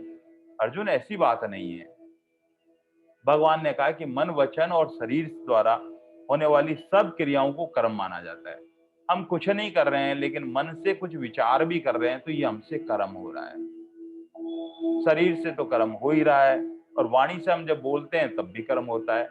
लेकिन हम वाणी से नहीं बोलें, शरीर से कुछ नहीं करें, इंद्रियों से कुछ भी नहीं करें, लेकिन मन तो हमारा भीतर कुछ न कुछ संकल्प विकल्प करता ही रहता है। इसलिए अर्जुन, हर वक्त अपन किसी किसी कर्म में आबद्ध रहते हैं। मूल बात भगवान कहते हैं कर्म के बाद में भाव मुख्य है। ये भाव यहाँ पर जो है स्वामी जी महाराज कहते हैं कि भाव के अनुसार कर्म की संज्ञा होती है। ये समझने वाली बात है। हमने जो कर्म किया है वो तो सात्विक कर्म किया है, लेकिन अगर हमारा भाव उसमें कुछ गड़बड़ हो गया तो वो कर्म जो सात्विक होने के बाद में राजसी हो सकता है और वो तामसी भी हो सकता है। जैसे हमने कभी किसी देवी माँ की उपासना कर रहे हैं, बहुत सात्विक भाव से कर रहे हैं, लेकिन करते करते हमारे भीतर कर्ता के मन में कोई कामना पैदा हो गई कि मैं ऐसा काम कर रहा हूं तो मुझे ऐसा फल मिलना चाहिए, तो हमारा सात्विक भाग का किया हुआ कर्म राजसी कर्म हो गया। ऐसे ही हमने जो कर्म किया है वो किसी के विनाश के लिए किया है, किसी के कष्ट के लिए किया है, किसी को दुख देने के लिए ऐसे कुछ मंत्र पढ़ रहे हैं। हम कर तो रहे हैं हम अच्छा सब, लेकिन हमारा भाव जो है वो किसी के लिए दुर्भावना से भरा हुआ है। भगवान कहते हैं वो तामस कर्म हो गया है। जिस तरह से ठाकुर जी की हमने भोग प्रसादी धरी, तुलसी पत्र भी रखा उसके अंदर और भावना से ठाकुर जी के भोग लगा दिया। अब हम जब प्रसाद पा रहे हैं, उस प्रसाद में हमने ठाकुर जी को रसगुल्ला जिमाया आज, और रसगुल्ला जमाने के बाद में ठाकुर जी का प्रसाद लिया, और प्रसाद में उसमें सूक्ष्म भाग जो हमारे यहाँ पर मल तक नहीं परिवर्तित होता है वो सात्विक भाव तक है। लेकिन हमने क्या किया, अरे ठाकुर जी का प्रसाद है, एक के बाद 2 3 4 5 रसगुल्ले खा लिए, तो वो हमारा राजसी भोग हो गया। और खाने के बाद में हमने 10-20 खा लिए और हमारा भीतर से पेट में से गड़बड़ होने लग गई, स्वास्थ्य खराब हो गया, तो वही प्रसाद हमारा तामसी प्रसाद हो गया। मूल बात है कर्ता में उसका जो भाव है वो कैसा है। भगवान कहते हैं यदि कर्ता के भीतर किसी प्रकार की फल इच्छा है, अगर ममता है और आसक्ति है, तो उसके अनुसार उसके कर्म लिखे जाते हैं। इसलिए हमारे किसी भी फल में हमारी क्या है, फल इच्छा नहीं होनी चाहिए, ममता नहीं होनी चाहिए और आसक्ति नहीं होनी चाहिए। फिर हमारे द्वारा किया हुआ कर्म अक्रम में बदल जाता है, वो लिखा ही नहीं जाता है पाप पुण्य खाते में, वो सब हमेशा भगवान भले के लिए होता है। तो ऐसा करके हमारे सारे कर्म क्या होने चाहिए, अक्रम होने चाहिए, और किसी प्रकार से वो लिखा नहीं जाए। इसलिए केवल बाहरी क्रिया जो है वो देवी उपासना के लिए विषय में शास्त्र में जानने वाले मोहित हो जाते हैं। कर तो बहुत अच्छा कर्म रहे हैं, पता नहीं मन में आती है कहना चाहिए नहीं चाहिए, लेकिन मैं फिर भी कहता हूँ, भगवत की प्रेरणा है। कई बार हम क्या करते हैं, देवी की उपासना करते हैं, और देवी की उपासना करने के बाद में वहां किसी ऐसे जीव जिसको हम पैदा नहीं कर सकते, उसकी बलि देने के लिए उसको पकड़ के ले आते हैं। भगवान कहते हैं जिसको आप पैदा नहीं कर सकते उसको मारने का आपका कोई हक नहीं है। आपका भले ही सात्विक भाव हो देवी के प्रति, लेकिन जब आप हिंसा करते हैं तो आपसे वो कर्म जो है किसी कामना की इच्छा से की है तो वो राजसी कर्म हो गया है, और किसी की हिंसा हो गई है साथ में तो वही तामस कर्म हो गया है। मुझे याद आता है, मैं बाप जी की बाला बाप माता जी की वो उनकी जीवन चरित्र पढ़ रहा था, और वहां मंदिर के बाहर में, वहां जोधपुर के पास में बिलाड़ा में जो मंदिर बना हुआ था, वहां पर बाय माताएं का ऐसा एक स्थान था। आसपास के गांव वाले क्या करते थे, किसी के यहाँ पुत्र जन्म हो जाता था, किसी की शादी हो जाती थी, और उसका उत्साह के लिए वहां आकर उस निर्मम और जीव की वहां आकर बलि दिया करते थे। और पास में एक पेड़ था, उस पर खाल भी बहुत सारी लिखी हुई थी। और उन्हीं दिनों में क्या हुआ कि वहां एक जैन समाज की एक साधिका आई, और वहां बाप जी के पास आने के पास में बाप जी के पास बैठे और बाप जी से सब ने, बाप जी तो सब पे कृपा रखते थे, उनसे कहा कि आप कुछ प्रवचन कीजिए। वो बाप जी को उस स्थिति तक जानते नहीं थे, वो अहिंसा पे ही बोले कि अहिंसा क्या होती है, ये इस तरह से बार बार कह रहे थे। और फिर बाप जी की तरफ दृष्टि करके बोलते कि ऐसे जो किसी जीव को मन वचन कर्म से नहीं सताया जाता है वो अहिंसा होती है, हिंसा नहीं करनी है इस तरह से। तो बाप जी ने इतने सहज और सरल भाव ने कहा, भाई साहब मैं तो काहे नहीं जानू, अटे बाई माता की जो स्थान थे, मैंने तो इनको उठाकर इस बाण गंगा के अंदर फेंक दिया और उसके बाद में आज तक किसी पशु की बलि नहीं हुई यहाँ। वो सात्विक भाव जो भगवान के प्रति होता है, भले ही कोई आप ये है, तो मूल बात है कि आपका भाव भले ही सात्विक हो, उस कर्म में आपका भाव ये तय करता है कि रजोगुण होगा या तमोगुण होगा, ये मूल बात है। इसलिए हमारा जो है, हमारी जो क्रिया, मन की क्रिया को भी कर्म मानते हैं। ये कर्म होता है, अक्रम होता है और एक विक्रम हो जाता है। ये 3 प्रकार के होते हैं। लेकिन जो संसार में प्रकृति क्रिया होती है, अगर उस क्रिया के अंदर जो भगवान जो प्रकृति क्रिया कर रही है, उसमें कहीं हमारी ममता हो, कहीं हमारी आसक्ति हो, कहीं अगर हमारी कामना है, तो ये कर्मों में हमारी लिप्तता हो जाती है, तब ये कर्म बन जाता है। लेकिन जब हमारी ममता नहीं हो, कहीं आसक्ति नहीं हो, फल की कोई इच्छा नहीं हो, तो ये निर्लिप्त हो जाते हैं और निर्लिप्त होने से यही कर्म अक्रम बन जाते हैं। तो भगवान से यही अर्जुन पूछते हैं कि लिप्त और निर्लिप्त क्या होते हैं भगवान। अर्जुन तो इतनी छोटी छोटी बात पूछते हैं, हमारी शंकाओं को मिटाते हैं। भगवान कहते हैं कि संसार में सारी क्रिया जो है ये प्रकृति करती है, लेकिन हम क्या करते हैं, अपने संकल्प और कामना दोनों मिलाकर उस क्रिया को पकड़ लेते हैं और पकड़ने से वो कर्म बन जाता है। और उस कर्म में अगर हमारी ममता, आसक्ति और फल इच्छा होती है, तो हमारी पूरी लिप्तता हो जाती है, हमारे आत्मा पे लिपट जाता है और वो हमारे बंधक कारक हो जाता है। लेकिन प्रकृति की क्रिया को प्रकृति की क्रिया में भगवान की क्रिया मानकर उसमें हमारी ममता, आसक्ति, फल इच्छा ना हो, किसी प्रकार का हमारा संकल्प नहीं हो उसके साथ में, भगवान की क्रिया को ही मानना और कोई हमारी भीतर कामना भी नहीं हो, तो निर्लिप्तता हो जाती है। बस ऐसे ही हमारे कर्म, भगवान कहते हैं कर्म के 2 भेद हैं। एक कर्म होता है जो जीव जिसमें बंध जाता है, उसमें ममता, आसक्ति, कामना से बन जाता है, और दूसरा अकर्म होता है, वो दूसरों के लिए होता है, और दूसरों के लिए जब भी कर्म होगा वो हमें मुक्त कर देता है। इसलिए भगवान यहाँ कहते हैं ये कर्म क्या होते हैं, अक्रम क्या होते हैं, विक्रम माने विशेष कर्म, जब ध्यान रखने जरूरत है। जो निषिद्ध कर्म है उसके लिए तो विशेषता से चेतावनी देते हुए कहते हैं कि वी विसर्ग लगा हुआ है। कहीं कहीं संतों का ऐसा भाव आया है कि विशेष ध्यान रखने वाली चेतावनी, जैसे डेंजर साइन लगा देते हैं, विशेष ध्यान रखो, इन कर्मों को कभी भूल के भी नहीं करना है जो निषिद्ध कर्म होते हैं। विशेष मतलब खूबी से लिए हुए नहीं है, चेतावनी स्वरूप है, इसको कभी जीवन में नहीं करना है, वो विक्रम है।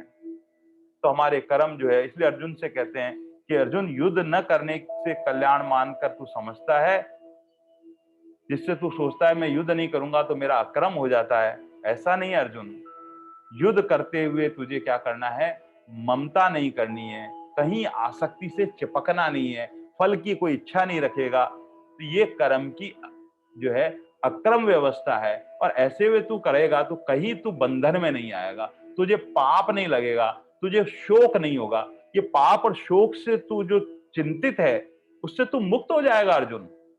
भगवान ने ये दिव्य ज्ञान अर्जुन को देते हुए कहते हैं, मूल बात है, एक डॉक्टर साहब थे दिल्ली से यहाँ आए, आने के बाद में उनका एक मित्र था, मित्र यहाँ एसएमएस में हॉस्पिटल, जो स्वाभिमान सिंह हॉस्पिटल है वहां पर उनका मित्र था, वो उनसे मिलने आए, वो साथ पढ़ते थे कभी, वो दिल्ली काम करते थे, वो दूसरा मित्र जो था वो यहाँ एसएमएस में काम करता था। वो जब उससे मिलने पहुंचे तो उनके वार्ड बना हुआ होता है, वार्ड पहुंचने के बाद में कहा कि वो जो दीपक शर्मा मेरा मित्र है वो यहीं इसी वार्ड में है। तो कंपाउंडर ने कहा हाँ साहब यहीं है डॉक्टर साहब, इसी वार्ड के इंचार्ज हैं वो।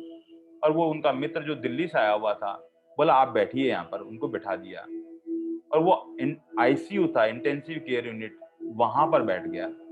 और वहां देख रहे थे कि वहां गहन चिकित्सा का जो विभाग था आईसीयू, वहाँ बहुत सारे पेशेंट्स जो है 8-10 लेटे हुए थे। उन्होंने कहा डॉक्टर साहब जो आपके मित्र हैं वो अभी-अभी कहीं शायद मिलने गए हैं, मैं बुला के लाता हूँ, आप यहाँ ही बैठिए। वो बैठ गए दिल्ली से आए हुए, वो डॉक्टर ही थे वो भी। और वहाँ बैठे-बैठे विचार करने लगे, भाई मैं इनसे मिलने आया हूँ, मेरा मित्र है, बड़ा पर्सन होगा। और सामने देखते-देखते एक जो पेशेंट था, उसका स्वास्थ्य ठीक नहीं था। लेकिन वो देख रहे थे, भाई मैं तो मिलने आया हूँ इनसे। मेरा तो ये कर्तव्य कर्म नहीं है कि मैं यहाँ आकर इनके बीच में डिस्टर्ब करूँ इनको, जो भी व्यवस्था है इनकी। और वो बैठा रहा। और देखते-देखते परिवार वाले कह रहे थे डॉक्टर साहब नहीं है, कंपाउंडर साहब नहीं है, ऐसे करते-करते कहाँ गए, क्या गए, परेशान से हो रहे थे। उसने कहा कि वो बुलाने गए हैं उनको। इतने में देखते हैं 2-3 मिनट बाद में तड़पते-तड़पते उस रोगी ने अपने प्राण को त्याग दिया। और जैसे ही प्राण त्यागा, उनका मित्र आ गया। उन्होंने क्या करें कि ये तो बहुत ही इसकी स्वास्थ्य गड़बड़ था रात से ही, ये तो जाने वाला ही था। ऐसे करके उनको परिवार वालों को कह दिया, भई हमने बहुत प्रयास किया, लेकिन हम बचा नहीं पाए। ऐसा कोई बात नहीं। यहाँ भगवान कहते हैं कि ये कर्म की गति इतनी गहन है, इसमें बुद्धिमान डॉक्टर लोग भी मोहित हो जाते हैं। वो दिल्ली से आया हुआ जो डॉक्टर था, वो केवल दोस्त से मिलने आया हुआ था। वो जो मृत्यु हुई, वो कर्म उस डॉक्टर के ऊपर लग गया दिल्ली वाले से आया हुआ। कारण ये है कि वो डॉक्टर होते हुए उसका कर्तव्य कर्म था उस रोगी का प्राण बचाना। और वो बैठा-बैठा वो देखता रहा, विचार करता रहा। यद्यपि वो मिलने ही आया था, लेकिन वो कर्म उसके लग गया। इसलिए भगवान कहते हैं कि यहाँ पर बुद्धिमान लोग भी मोहित हो जाते हैं। हमारे जीवन में हमें पता नहीं लगता है कि कौन सा कर्म कब कहाँ कैसे हमारे जन्म जन्मांतर के कर्म जो है हमें पता नहीं लगता है। तब हम कहते हैं अरे पता नहीं कौन सा हमने कर्म किया, हम तो सबका भला करते हैं, ये हमारे साथ ऐसा कैसे हो गया। हम तो किसी का बुरा नहीं करते हैं, हमारे साथ क्या है। जैसे भीष्म पितामह ने कहा था कि मैंने अपने 100 जन्म पीछे जाकर देखा, मैंने ऐसा कोई पाप कर्म नहीं किया था जो आज मेरी स्थिति में सारे शरीर में सूल की जैसे जो है बाण लगे हुए हैं। तब भगवान ने कहा कि एक जन्म और पीछे जाके देखो। तब भीष्म पितामह ने कहा कि आप ऐसी दृष्टि दें। तब जाके पीछे देखा तो वो कई जन्म जन्मांतर से राजा थे और 101वें जन्म में भी राजा थे। अपने रथ से जा रहे थे और रथ से जाते हुए सामने से एक सर्प जा रहा था। तो उन्होंने देखा ये रथ के पहिए के नीचे ये सर्प आ सकता है। उन्होंने क्या किया कि अपने पास में जो धनुष बाण एक और डंडा था लंबा, ऐसे आगे झुककर उस सर्प को बचाने के लिए उन्होंने यूं करके उछाल के फेंक दिया। कर्म में सहजता विवेकपूर्ण कर्म नहीं हुआ।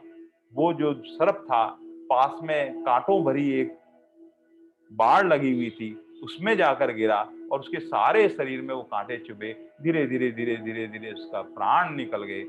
बस भीष्म पितामह को पता नहीं था, जाने अनजाने में कृत हुआ, लेकिन वो जाने अनजाने में भी वो कर्म उनके जीवन में लग गया। मूल बात ये कर्म की गति इतनी गहन है, इतनी गहन है। भगवान कहते हैं जो बुद्धिमान पुरुष होते हैं, ज्ञानी जन होते हैं, वो ही मोहित हो जाते हैं अर्जुन। इसलिए ये कर्म की गति में कर्म क्या होते हैं, अक्रम क्या होते हैं, ये विक्रम क्या होते हैं, ये सब विस्तार से मैं तुझे समझाऊंगा। और अगर ऐसा हो और वैसे ही तेरे कर्म होंगे, तब तेरे कर्मों में दिव्यता आएगी। ओम तत्सत। जय भगवत गीते ओ मैया, जय भगवत गीते। हरि ये कमल विहारणी सुंदर सुपनीते। ओम जय भगवत गीते। कर्म सुमर्म प्रकाशनि कामा शक्ति हरा। तत्व ज्ञान विकासनि विद्या ब्रह्म परा। ओम जय भगवत गीते। निश्चल भक्ति विदायनि निर्मल मलहारी। शरण रहस्य प्रदायनि सब विधि सुखकारी। ओम जय भगवत गीते। राग देश विदारणी कारणी मोद सदा। भव भय हारणी तारणी परमानंद प्रदा।